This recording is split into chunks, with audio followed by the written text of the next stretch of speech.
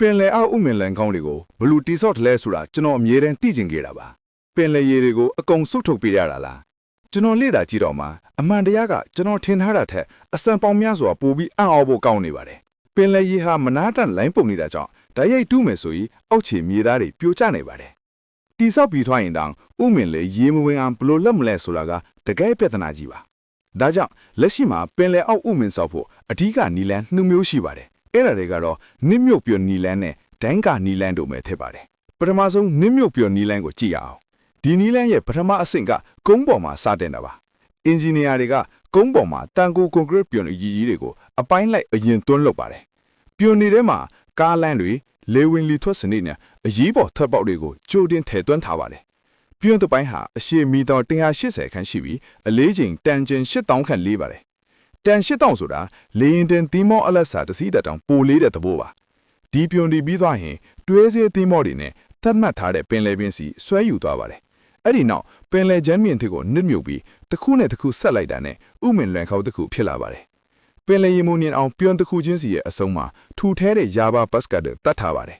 ပြွန်တစ်ခုကိုဖြည်းဖြည်းချင်းဖိကတ်လိုက်တဲ့အခါပထမအဆင့်အလုံးပိုက်စနစ်ဖြစ်သွားပါတယ်အဲ့ဒီနောက်ဂျားတွေကရေတွေကိုစုပ်ထုတ်လိုက်တဲ့အခါအကင်ဘက်ရေဖြီအားကြောင့်ပြွန်တစ်ခုဟာမြဲမြံစွာကတ်သွားပါတယ်ဒီလိုနည်းနဲ့ဥမင်နဲ့ရေဝင်မဲ့ပြဿနာကိုအောင်မြင်စွာဖြေရှင်းနိုင်ခဲ့တာပါနောက်ဆုံးအဆင့်အနေနဲ့ကြောက်တုံးတွေတန်တွေနဲ့ပြန်ဖုံးအုပ်ပြီးပင်လယ်ကျမ်းမြင့်ကိုတင်းငိမ့်အောင်လှုပ်ဆောင်ပါတယ်တရုတ်နိုင်ငံရဲ့ဟောင်ကောင်ကျူဟိုင်မကောင်တရားချီကိုလည်းဒီနီးလန်းနဲ့ပဲတည်ဆောက်ထားပါတယ်ဒီဥမင်ဟာအရှည်9646မီတာရှိပြီးအနက်ဆုံးနေရာမှာမီတာ40ကျော်အထိရှိပါတယ်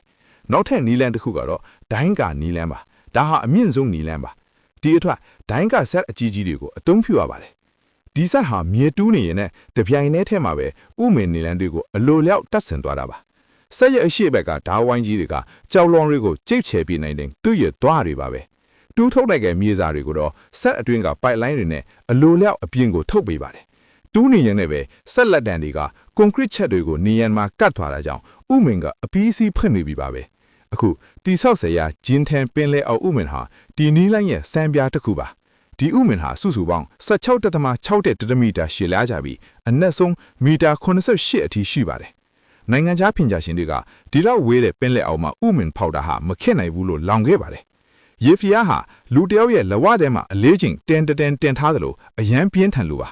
ဒါပေမဲ့တယောက်ခင်ဂျင်နီယာတွေကတော့လက်မလျှော့ပဲနှစ်ပေါင်းများစွာကြိုးစားအားထုတ်ခဲ့ကြပါတယ်နောက်ဆုံးမှာတော့မဖြစ်နိုင်တာကိုလက်တွေ့ဖြစ်အောင်လုပ်ပြပြီးတရုတ်နိုင်ငံရဲ့နည်းပညာစွမ်းအားကိုတက်တည်ပြခဲ့ပါတယ်